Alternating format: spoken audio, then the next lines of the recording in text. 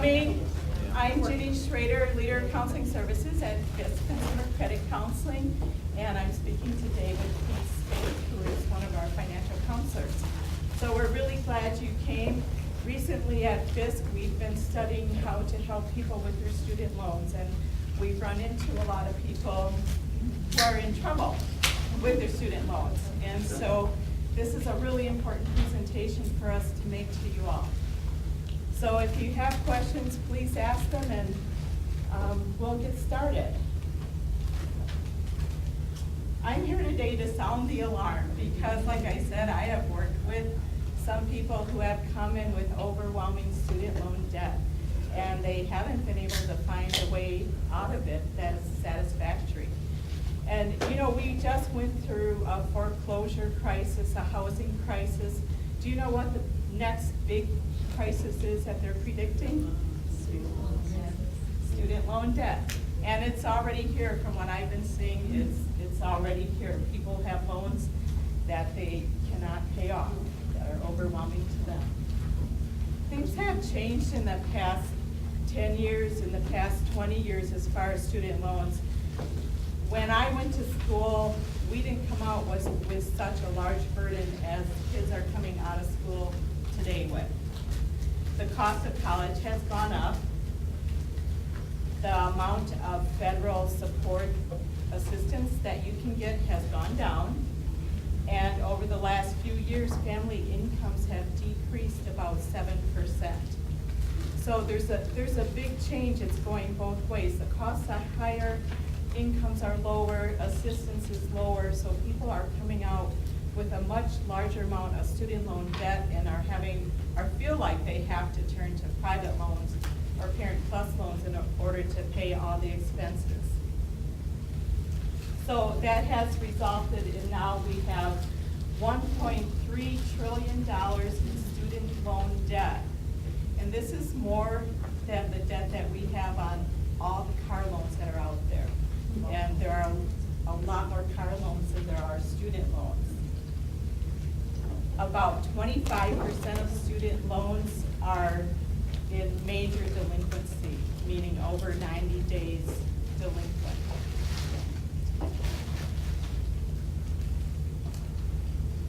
It's important to understand that when you're trying to pick out a school, that a school is trying to sell you a product. And we need to think of this more from a consumer mentality now, because their goal is to get students into their chairs. And they're selling a product, and we're being advertised a lot of different types of school products, some way more expensive than others. And so we need to be aware that their purpose there is to try and sell us something. And I was thinking of this like, if you're gonna buy a car, it's really dangerous for you to go and sit in that $60,000 car that you can't afford. Because once you sit in it and you experience it, then you want it. Or when you're buying a house, it's important to stay emotionally detached if you're trying to negotiate a price.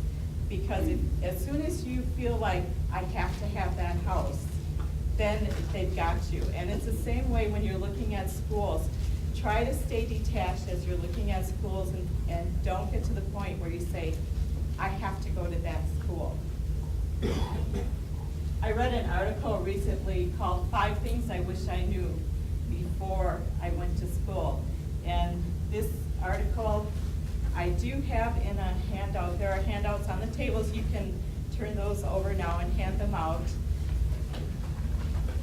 Right in front of you, they're upside down. I didn't want you to see it yet, to see the warning page. So, warning, student loans can be harmful to your emotional and financial health. They can be harmful to your ability to sleep at night. So I copied the full article in this handout for you because I think it's really good. But the 5 things that he says are that he wishes he knew. He first wishes he knew that debt was a burden.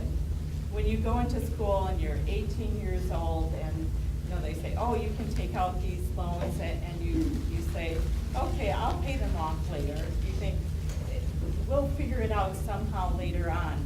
But to understand before you get into it that debt is really a burden. It's painful to carry that burden, and it weighs on you. The other thing he said is it can take decades to pay off. He said a six-figure loan. For his example, he got a degree for $74,000, but because he didn't start paying on it right away, all the interest accrued, and after a couple of years, it became a $100,000 student loan debt. That's another thing that can happen with student loans that can make them very frightening.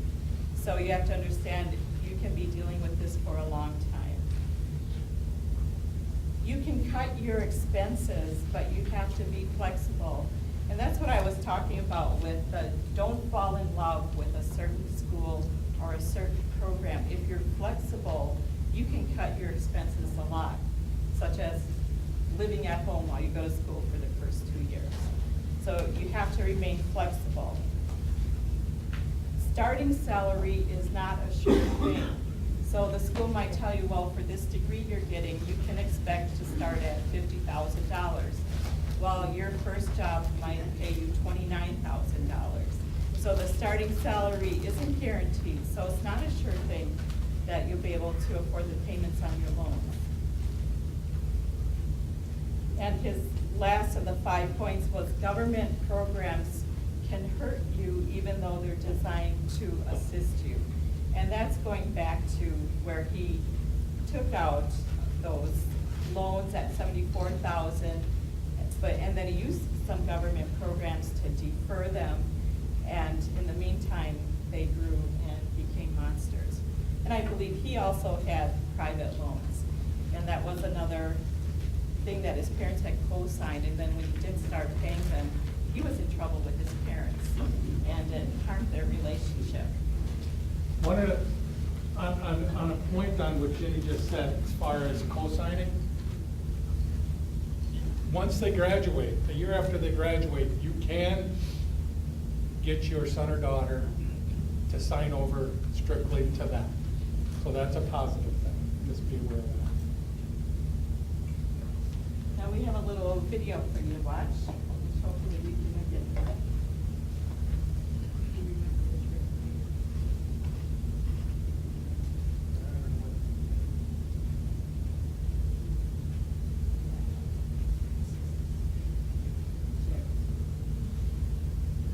My name's Cindy. I majored in biology and I have $35,000 in student. I have a BA in film and television producing, and I have a debt of $65,000. And my debt is about $33,000. About $130,000. $80,000. As of today, I have $160,000 in debt. $50,000 in debt. Just saying this is terrifying, especially on camera, because it makes it so much more real.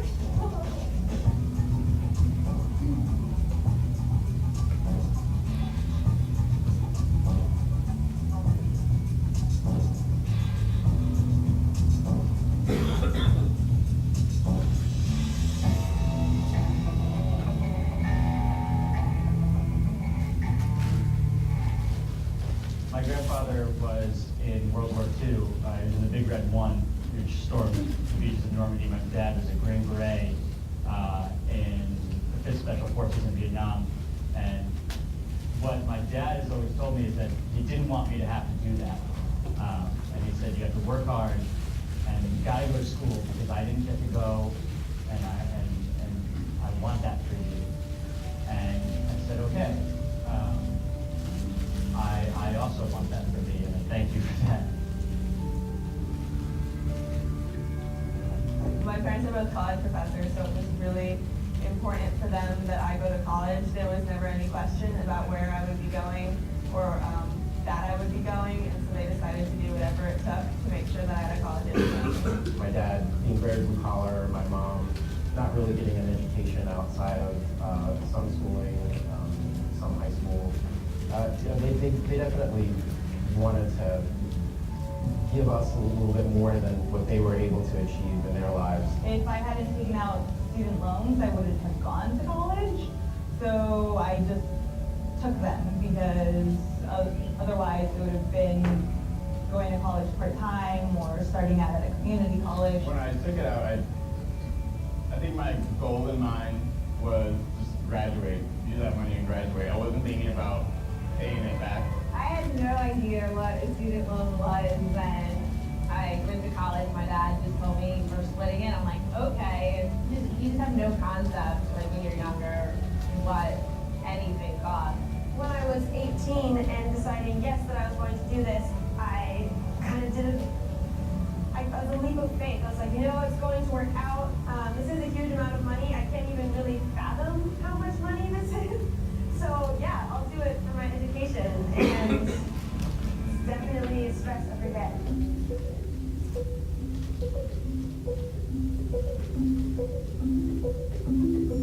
I wasn't fully aware of how long it was gonna take. I'm not exactly sure how much I have to pay each month. I just learned what my debt was. Honestly, I don't know any of this terminology, like credit, defaulting on your loan. It means nothing to me. I do know that the interest rate was something like, I think 8%? 0.8% maybe? And yet at the same time, I didn't really process it.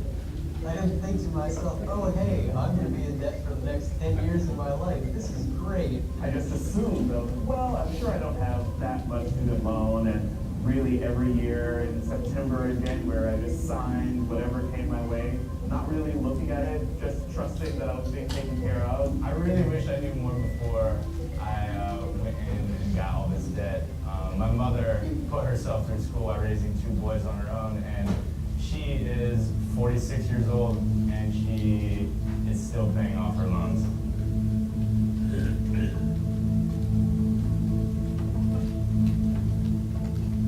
Any resources that I found online weren't really all that helpful. They were a little vague, and they essentially just said, you're gonna have to pay these loans back eventually with interest.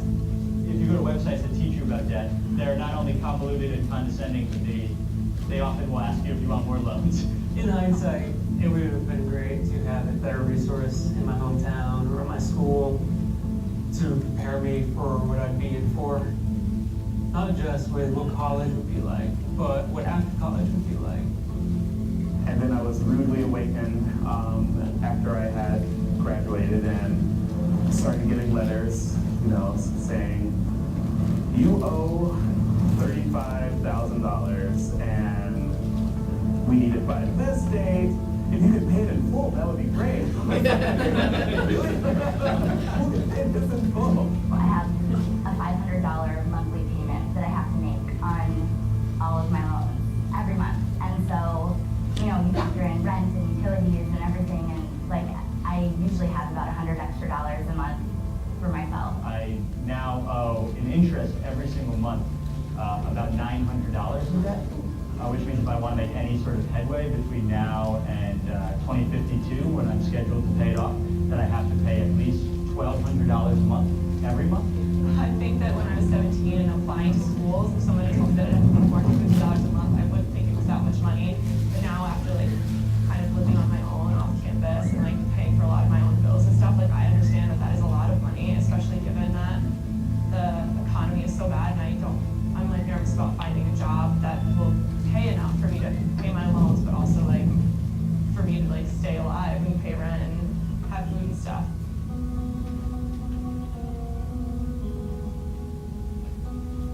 I couldn't imagine going into the workforce today with the amount of debt that so many people own. Me, even with no debt, I feel like it's going to be a tough road ahead of me.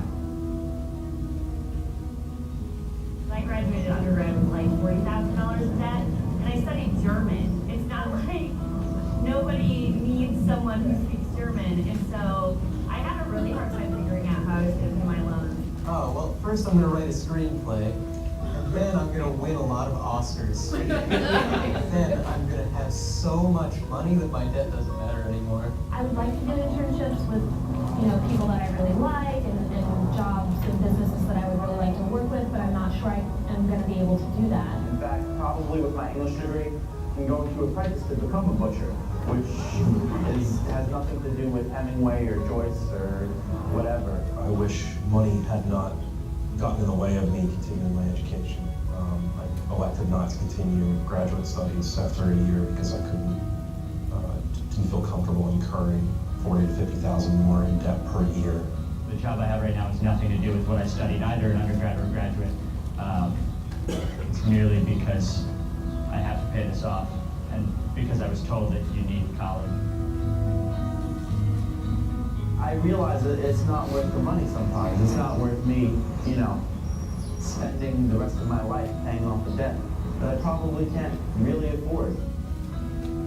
In my lifetime, the student loans will probably be one of the largest investments that I will make outside of whether or not I ever buy a house. And if I don't pay off my student loans, I'll probably never buy a house because my credit's gonna suck. For the next 10 years, no matter what job I'm doing, I'm gonna have to put like money aside every month, and not for something useful like an apartment or a car.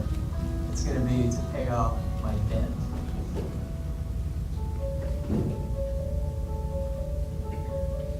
I would say if you can go to a state college or a community college and get little or no loans, and possibly transfer out of there, get scholarships, then just be open to that. I feel like I wasn't open enough to like community college and state college. I would advise everyone who is applying for a loan to go to school now to make sure you ask as many questions as you can.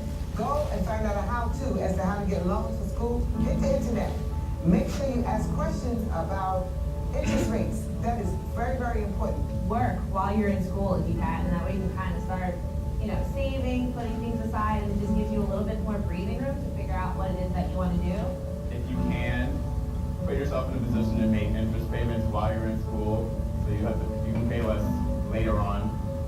That's something I didn't do that I could have done. Or maybe even doing something like taking a year off and working, which doesn't have to be before college, but can be maybe at some point during the college experience. I am very happy that I went to school, and I'm very happy that my kids went to school, and even though I do have debt, I know it's something that school and education has made me very happy, and it has made my children happy. Taking on the amount of debt I've had, that's actually, I think it's paid off for me a lot. I'm doing something that I love to do. I feel like I'm pretty successful. In retrospect, I got a job that I could never have dreamed of being in if I didn't go to the school I went to. I read books I wouldn't have been exposed to. I got to learn about different cultures. It was very eye-opening. My experience has been so great, and I wouldn't have learned what I did anywhere else. So I wouldn't take it back for the world. I'm in it now. It is what it is. My name is Brianna. I'm majoring in environmentalism art, and I don't want to major in debt.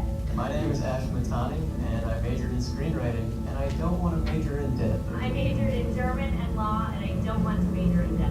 I major in biology and I don't want to major in debt. I'm majoring in art history and Italian, and I don't want to major in debt. Don't major in debt.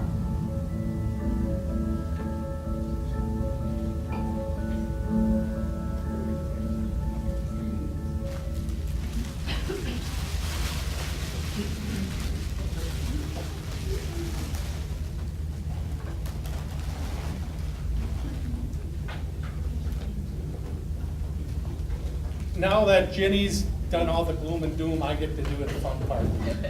I get to tell you why you should go to school and why, how you can afford to go to the school of your choice.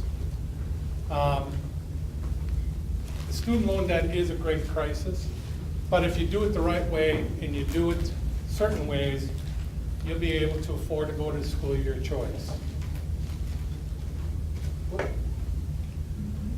The questions that you need to be answered are, what school is the best fit? How much does it cost? How to pay for it? And what are your career choices?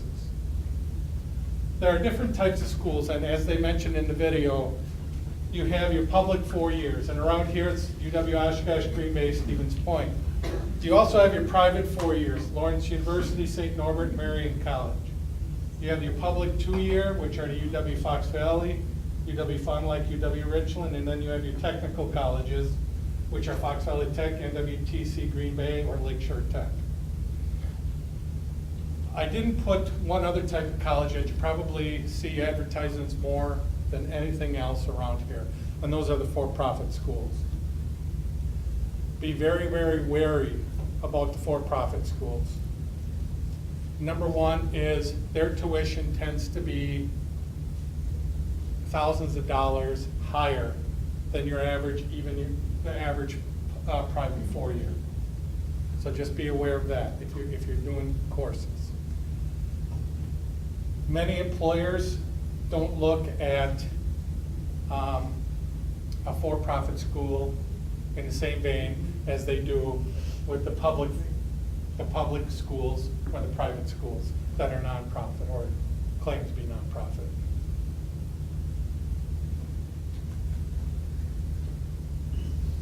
Factors when you're considering, when you're son or daughter while you're looking for a school.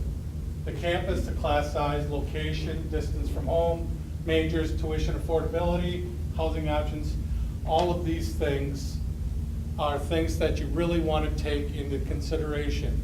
Take into consideration your son or daughter, their personalities, what they fit. I have a daughter who's going to be a sophomore in Ripon College this coming fall. And with her personality, she would have drowned going to a UW Oshkosh, UW Stevens Point. She wouldn't thrive like she's thriving now. So, but being at a private school, it's going to cost a lot more, right? Well, not necessarily. And I'll get into that in a minute. But you really have to do your homework when it comes to the financial aspects of going to school. How much does it actually cost? Tuition, room and board, activity fees, books, supplies, personal expenses, transportation. Now, as a parent, we can kind of eliminate some of these things because you're going to be paying for it. Transportation, some of the personal expenses, like my daughter, we give her $50 a month. That's it. So whatever she wants to go out to, the Roadhouse is a big restaurant in Ripon. If she wants to go to Roadhouse, it's going to cost her $20, so she's only going to have $30 for the rest of the month. Books and supplies, things like that. Now, when you're making a decision, I created this decision-making grid for my son, who's going to be a junior next year. And we're starting to talk about school for him. The number one thing is, what are his interests? As a parent, what you're going to want to do is make sure that their career is going to be viable. It's going to translate to the real world, okay? Some of the mentions in the video, they talked about an art degree, German, things like that. How is that going to transfer over into the real world, into a real career? Those are the things that you really want to look at. So the program of study. How close does your son or daughter want to live from you? Are they ready to leave the nest? Are they not? Those are the considerations you want to take in. The cost. Now, as you can see, some of these schools, I had to include Iowa schools because Becky's my neighbor and she's from Iowa. But anyways, you know, all of these schools there's 2 from Iowa, 2 from Wisconsin, and 1 from Illinois. So the graduation rate, now that's a figure that not many people take a look at when they're considering schools, okay? When we were looking at schools for my daughter, that was one of the things that we uncovered as a first-time parent, that we uncovered is a major factor when you're choosing a school, okay? Now graduation rate, this graduation rates are dependent on if you graduate in 4 years or if you graduate in 6 years, okay? Those are things that you really have to take into consideration when you're choosing a school. Pete, one Yes. thing that we found out too is the graduation rate in your major. I was just going to get to that. Okay, yeah. great, I'll shut up. No. Well, I wasn't going to get, well, the Not biggest thing working that you every want, yeah. One of the things you want to look at is when you go to a bigger school, you go to a Madison or you go to a Stevens Point or something like that, the average going graduation rate right now overall is 5 to 6 years. And the reason for that is because of the cutbacks that our governor has made to the staff at some of these colleges makes it, some of these classes less available. Okay? So when you're signing up for classes, it's on a first come, first served basis. Okay? So if you miss out on that class, that's a requirement for graduation. You may have to wait till the next semester or the next year before you can take it again. Okay? Now here's a plug to private colleges. Ripon College, where my daughter goes, has a 4-year guarantee. She's going to graduate in 4 years, and they're going to make sure that she graduates in 4 years. As a major, as an education major and an English, she's got a double major, education and English. She's going to be an elementary school teacher. She's going to be out in the workforce in 4 years. And it's, with her, it's going to be 3.5, and I'm going to get to that here in a minute. But one of the nice things about that is taking classes while they're still in high school. Take visits to all the schools, all of the schools, because there's some unique things. Your son or daughter are going to feel at home at certain places, and they're like my daughter. She would have drowned at a bigger school, but she ended up going to Ripon, but Ripon was not her first choice. She wanted to go to a private school in Minnesota, Bethel University, but because the financial aid from Bethel compared to Ripon offered a much better package than Bethel. So me being my dad, me being the parent that I am, I said, honey, sorry, you can't afford to go to that school. So as a parent, that's one of the things that you really want to enforce. Did she hate me? No, but she was disappointed. There's some websites, and Ginny has them on the handouts, of calculating your monthly interest when you do financial aid. One of the things they mentioned in the slide is paying your interest while you're still in school. Now, that's one of the things we're doing with my daughter. She's already paid for her interest from last year, so that come the next year, she'll pay it. And we figured it out, she's going to be saving $6,000, $7,000 over the 4 years by just paying the interest every summer on her loans.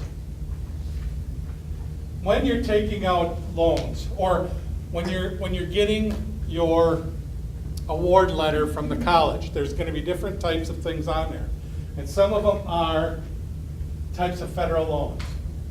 You have your federal Perkins loan, and that's a loan that gives to people who are more in need or lower income. They tend to get Perkins loans more than two parents that are employed and making a good living. You have your direct unsubsidized. Now, unsubsidized and subsidized, what's the difference? Subsidized are loans that you can take out from the federal government that the interest does not accrue while you're still in school, while you're a full-time student. Unsubsidized, the minute you put your name on it, it starts collecting interest. That's the only difference between those. And then Parent Plus, which I'm going to hand over. I'm going to do that in a couple more slides. Okay.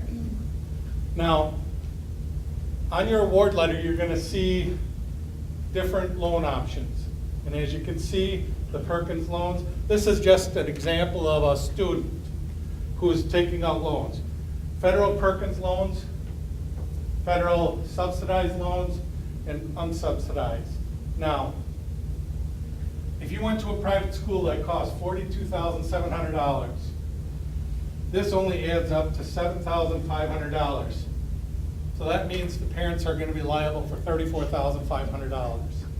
Now, that does not include some of the things that, and it's going to be coming up, but does not include some of the things that the school also offers.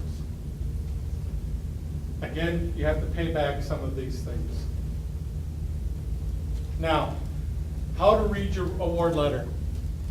You have your tuition and fees, your room and board, your book supplies, transportation, miscellaneous personnel. So the total cost of attendance is $58,200. Now, these two amounts you can take out because that's personal expenses. Okay? So you do not need to include that in on your loans or whatever you're gonna take out. The biggest ones are the tuition, room and board, books and supplies. And trust me when I say that $1,200, that might even be a little low. One of my daughter's books last year was almost $500 for one class. It's ridiculous. Yes? There are some UW schools that books are included in the tuition, their rental program, like Eau Claire. Well, that's great. Stevens Point? Yes. That's, see, and those are the things that you have to investigate when you're looking at schools. The gift aid, the federal Pell Grant is, and then the college grant scholarship. Now this is a number when you're looking at schools. And if your son or daughter has not taken their ACTs yet and has not finished up school, start riding them, because grade point average and ACT scores count big when it comes to this number.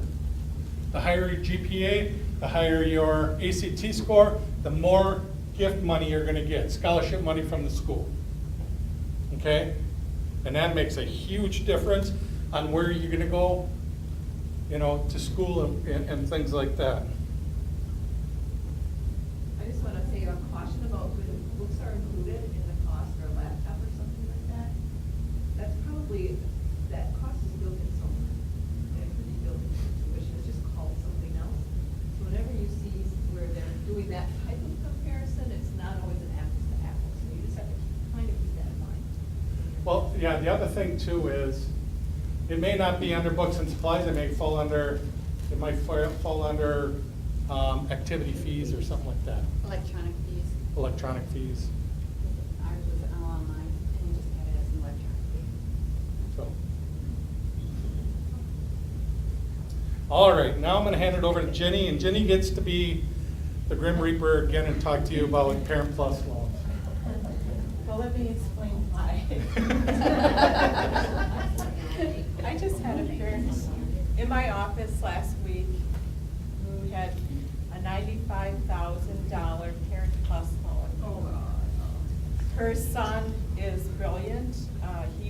I believe he went out west somewhere, so it was probably a private school for engineering. He was brilliant, and their plan was that he's going to pay back the Parent Plus loan when he gets out of school.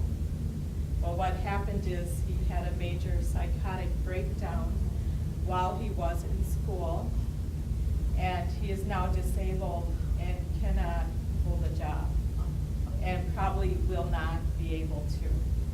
She has the $95,000 in Parent Plus loans. They do not get discharged because your child is disabled.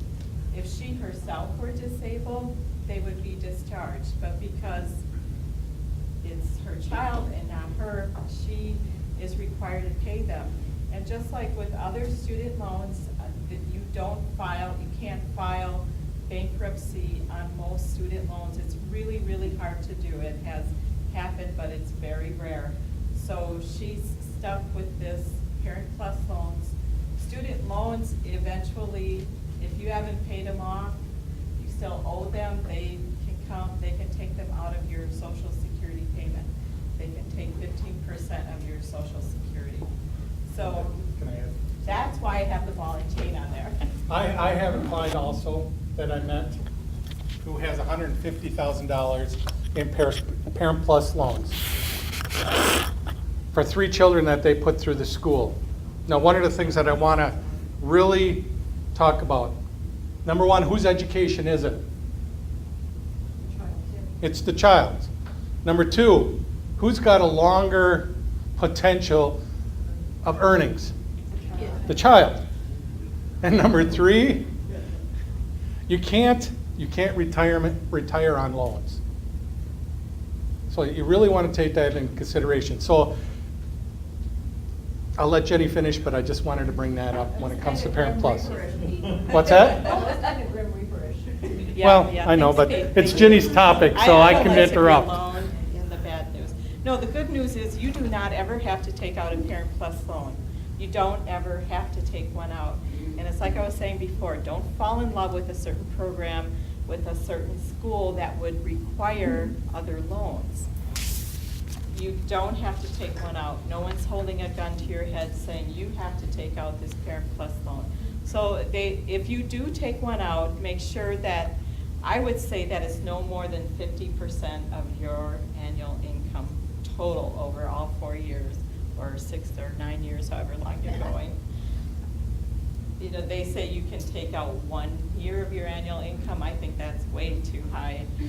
If you can't afford the payment right now, then you shouldn't do it. They don't look at your income to approve you for a Parent Plus loan. So they're not looking at, can you afford to repay this? They look at your credit report, but they don't take your income into account. And I did have another client who came in to see me, and her income had been reduced to about $1,000 a month. And her daughter wanted to go to a private school majoring in music in Illinois. That tuition was really high because it's an out-of-state school. And what kind of job is she going to get with her music degree afterwards? It's probably not going to pay anything.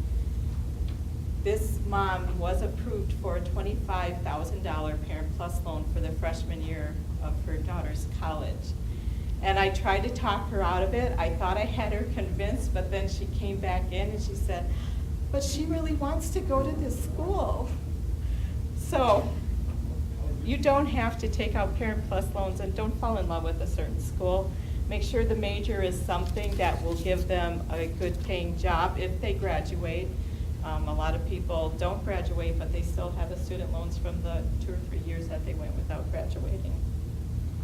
The Parent Plus loans also come at a time in your life when you're close to retirement. If you're age 50 or 45, can you really take on a Parent Plus loan that you might have to pay on for 25 years? And then will you be able to save enough for your retirement while you're paying those off? I know none of you would do that. These are the extreme examples, but this is a real person who was in my office last week, a really, really nice professional woman, but she can't afford to pay off that $95,000. So back to you, Pete.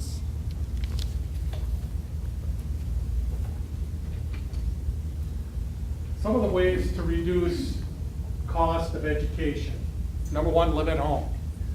We're all in an area where we're very fortunate that we have, 3 or 4 schools within driving distance that if your son or daughter is interested in a certain field, that they could commute from. Now, if you were like me, by the middle of my daughter's senior year, she was going. I don't care where we were going, she was going somewhere. Even if she was going to go to UW Fox Valley, we were going to find some on-campus housing. She was gone. We love her dearly, but I'll tell you what. Take college courses in high school. One of my daughter's classmates in high school, 12 college credits she was able to transfer. So she'll be done in school in 3 years. My daughter was able to accrue 9 credits. Makes a big deal. One of the things that, if you don't know it, high schools are required to pay for college courses. So if your son or daughter are in a place where they're able to do that, take advantage of that. Go to a state school rather than a private. Again, it depends on their personality. Can you tell I put that one in there? Yeah, I know. UW Wisconsin is one of the best school systems in the country. Okay, well, we can argue about that back and forth. I can argue with you that her debt is going to be about the same coming out of Ripon that it is if she would have went to UW school, because she's going to finish in 4 years. There's no guarantee that she's going to finish in 4 years if she went to a UW school. So, there's pros and cons with each. And then finish in 4 years or less. Big key. And that's one of the things that if they have a 4-year guarantee, that's one of the nice things you can do. Go part-time, go as you can afford. Not all of us are going to be able to send our son or daughter to school. you know, if they just go part-time and then work part-time. Other ways to pay for school, work study. It's a big program. Every school offers it. Make sure your son or daughter takes advantage of it. You know, my daughter, her work study, her first semester, because again, she being my daughter, she procrastinated signing up for a work study, ended up with one of the worst jobs you can have. She ended up calling alumni for money. And she learned awful quick that you need to get on top of that to get the better jobs. Part-time or summer jobs. My daughter right now, I'm very proud of her. She works part-time at the Boys and Girls Club in Berlin, 16 hours a week. And she makes better money doing that than she would if she had with her work study. Summer jobs, she's putting in 50, 60 hours a week as a lifeguard and a swim instructor. So she's doing her part. So make sure that they're doing that. Scholarships. When your son or daughter get to be a senior, they're beginning of their senior years, schools send out a little listing of all the scholarships that are available through the school that your son or daughter can apply for. Get on them about it. Because I'll tell you what, a lot of them go unused because people don't apply for them. Again, I'm bringing on my daughter, but $4,000 last year was paid for her school because she applied for these scholarships, school-based. You have the private ones. We're very fortunate to belong to the Money Smart Week. They offer is a 500 or 1,000 hours. A $500 and $1,000 scholarship. And all you have to do is write a little essay. That's all they have to do. And then they get selected. The Kiwanis, the Legion, all these organizations have scholarships available. There's websites, in part of the handout, there's websites for you to go to that your son or daughter can apply for private scholarships. Now some of them, I'll be honest with you, they're a pain in the butt to fill out. But if you get selected, you get some nice money. Student loan percentages of 2012. Now I know this has gone way up over the last 4 years, but as you can see, the majority of students fall in here, okay, and then here and here. But it's probably more like this now. But it just shows you the amount of student loan that people are taking out. And the reason for it's higher now is because the federal government is giving less as far as grants go. And so the students are ended up taking out more loans.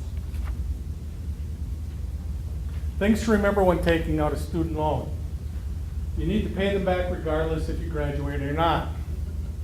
The loans are for education, not buying a car, a new wardrobe, used for rent, or going on spring break. Now, Ginny brought up a good thing to me earlier, use for rent. Your son or daughter, if you go to UW school, chances are they're not going to live in the dorm after their freshman or sophomore year. They're going to live in a house.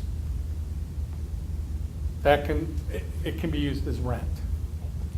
But my daughter has the opportunity to live on campus all 4 years. So for her to move off campus would be ridiculous because it's included in on hers. Not only does she get that, but she's on a food program. Even though they complain about the food at school, it still fills their bellies. So they don't need to get extra money to go to the grocery store, things like that. Or going on spring break. If you were like me in the 80s, spring break, baby, that was the way to go. And I don't know, I still have happy memories about that. I got to reminisce here for a second. But, no need to show me. But, your federal loans are not to be used going on spring break, is I guess what I'm trying to come across. Student loans will need to be repaid under all circumstances, and Ginny covered that before. Commonly used websites. These are the websites that and they're in your handout. FAFSA is something that you absolutely have to fill out in order to get any kind of financial aid. When you're monitoring it, the NSLDS, and then the repayment plans, and on August 13th, I think it is, right? We're doing the next one? Yep. We're going to be talking more about the after graduation on the 13th. So if you're in that, we're going to be digging deeper into repaying student loans then. And then we have another little video. Do we have time? Yep. We're just going to end with Dave Ramsey. Your child, when they're ready to go to school, is 18 years old. Don't stop parenting them at age 18. You know, we saw that first video where they were saying, I had no idea what I was getting into. You know, they are legally adults, but they do not comprehend what getting into this amount of debt, what it really means and what all the terms mean. So Dave Ramsey is doing a little rant on parents not stopping to parent.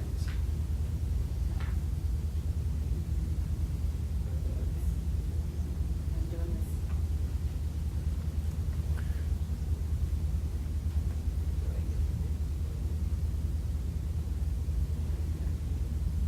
I gotta admit, I don't usually, thank you, the caller that I started this hour with, I just got frustrated. I don't usually do that. I have pets. You know what the number one problem that causes student loan debt is? Parents that suck.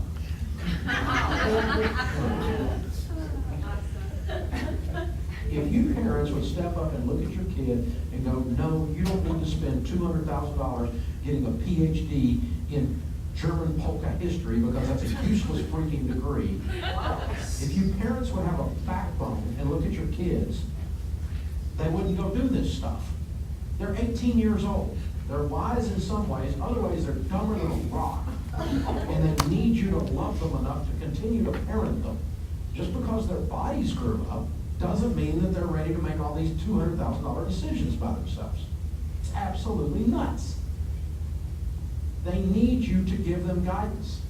They need you to lead them. They need you to say, no, you cannot afford to go to an out-of-state school. You don't have the money. No, you cannot go to that private college. You do not have the money. No, if you're going to get a degree, honey, you can't just study anything you want to study and come out and say the world owes you a living and, oh, by the way, I'm a victim of the system, so you should forgive my student loan debt. You don't have that as an option, honey. You're going to have to be a grown-up and a citizen and understand mathematics and how it works. And so you parents have to assist in college choice. You parents have to assist in the planning. I'm sitting in at my college that I graduated from and I love, and I'm sitting in the orientation with my first kid going to college. I don't know, she's been out several years, so it's probably 10 plus years ago, and they sit there and they said, whatever it was, 57 or 62% of the people that are sitting here will actually graduate from school. Oh, and by the way, only 27% of you will graduate in 4 years. Why? You can't read the catalog? You can't figure out what classes you need to take to get out of school? So I wrote across my kids' orientation package, right, in big Sharpie letters, have a freaking plan. Don't be a doofus. You know, I mean, jeez. And guess what? We walked through the catalog with them. We walked through and helped them choose their career and their field of study so that it actually has application in the marketplace. You don't get a degree that everybody giggles when they say it. If you get a degree and people laugh when you say it, it was not a good idea to get that degree. Think about it. What's your degree in? I mean, people come up with some of the weirdest, dumbest things. What's the marketplace application for your field of study, darling? And you need to actually think that through. And how are you studying for a finance degree and you haven't even calculated how much in finances you need to get a degree? How oxymoronic is that? How is that possible? Well, it's because your dad didn't stand there with you and say, young man, this is how it's gonna work. Your mom didn't stand there and go, we're not gonna go co-signing out our butts, and you're not gonna graduate with $300,000 in student loan debt. Instead, you're gonna get a job and go to a school you can afford. This is called parenting, people. It's loving your kids well. This is why we have a student loan problem. Parents are wusses. Oh, it's a little harsh, but. Yeah. Well, want to thank you for coming today. We really appreciate everything. You all work here, so I hope you all know where we live. So stop in if you have any additional questions. We got a couple minutes. Does anybody? Yes. Just with that ribbon, just with that. Go Red Hawks. That's right. Well, besides that, go Blue Devils, UW Stout. How does that? What are the parameters or the conditions around that 4-year guarantee? Like, how does that? Like, what? She's got really a strong. And how does that work? She's got really a strong. Every professor is also a student advisor, and they meet with them multiple times during the year and keep them on track.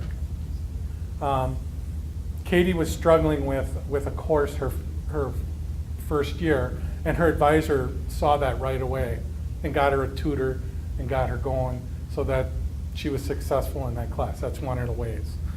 The others is they go through, like Dave said, they have a course catalog and making sure she's taking the right courses to graduate in the field that she wants to get in. So And with Ripon, guarantee is that we're going to wrap around you anything you need. And, right, I mean, okay. exactly. I mean, that's good. She can comment on Ripon also. I worked there 17 years. What's your graduate? It's higher.